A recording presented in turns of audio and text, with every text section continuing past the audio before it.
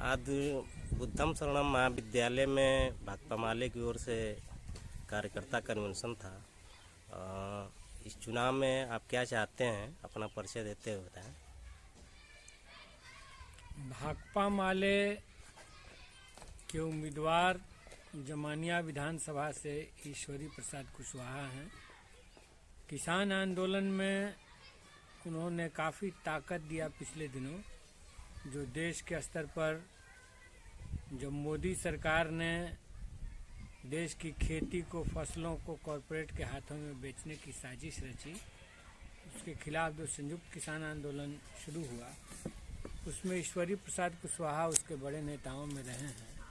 उन्होंने दिल्ली के गाजीपुर बॉर्डर पर जयप्रकाश नारायण के साथ और अपने उत्तर प्रदेश के तमाम किसान साथियों के साथ मोर्चा संभाला था। उन्होंने लखीमपुर में भी दौरा किया।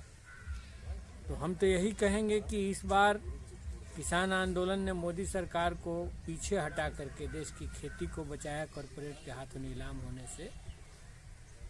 पिछले 5 वर्ष में जो मोदी योगी की उत्तर प्रदेश में सरकार चल रही है, इसने समाज के सभी वर्गों पर एक एक करके हमले किए। दलितों पर, महिलाओं पर, आदिवासियों पर, किसानों पर उनकी जिंदगियां तबाह करने की कोशिश की। अल्पसंख्यकों पर, नौजवानों के रोजगार छीन लिए गए। तो इसीलिए इस बार का जनादेश उत्तर प्रदेश को बचाने का भी है, देश को बचाने का भी है। देश में लोकतंत्र और संविधान सब पर खतरा है। इसलिए उत्तर प्रदेश की जनता से यही हम अपील करने आए हैं कि आप भाजपा को शिकस्त दें और उत्तर प्रदेश की लखनऊ की विधानसभा में आप अधिक से अधिक संख्या में जो किसानों की, आदिवासियों की, मजदूरों की, दलितों की, गरीबों की समर्थक ताकतें हैं, उनको भेजें ताकि उनकी लड़ाई आगे बढ़ सके। देश में लोकतंत्र जो डॉक्टर भीमराव अंबेडकर के नेतृत्व में जो संविधान बना था, उसके संविधान के मूल भावना पर देश चलता रहे। उत्तर प्रदेश पर यह जवाबदेही है। यहाँ समस्याएं तो अनगिनत हैं।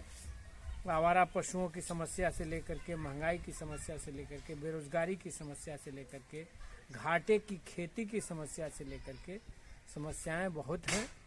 यह सरकार केवल गाल बजाती रही है, नफरत भड़का करके गाँव में लोगों के बीच जहर बोती रही है और उसने बेटियों की इज्जत को भी तबाह होने से उसको कभी भी सुरक्षा नहीं दी है।